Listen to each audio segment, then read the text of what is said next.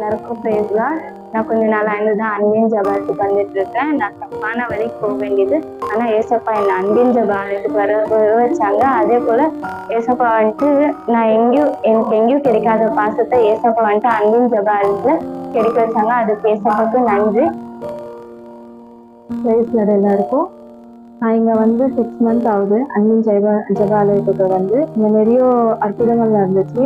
நிறைய ப்ரேயர் வந்து என்னோட வாழ்க்கையில தேவனோட பிரசன்ஸை நான் காணுறேன். நல்லா இருக்கு. அவரு கூட இணைய ஒரு நல்ல வாய்ப்பு இது.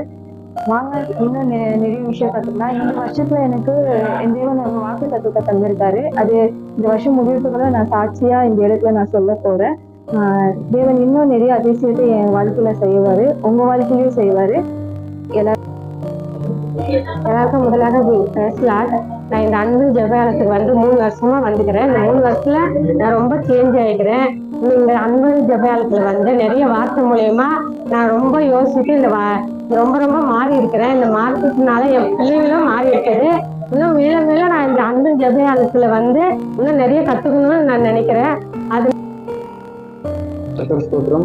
நான் இங்கே வந்து சர்ச்சுக்கு வந்து 2 வாரம் தான் ஆகுது, 2வது வாரம்.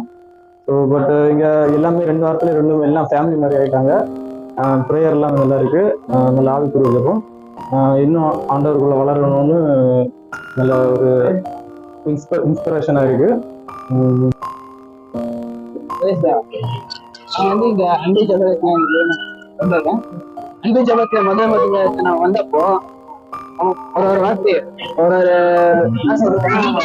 வார்த்தை இந்த எவ்வளவு வெளிப்படுத்துதுன்னா, அவ்வளவு நம்ம தப்பு பண்ணும்போது தப்பு பேசுற மாதிரியே அது உணருது. ஆனா டெய்லி அப்பதான் டெய்லியே சர்ச்சு ஜாஸ்தி போக மாட்டேன்.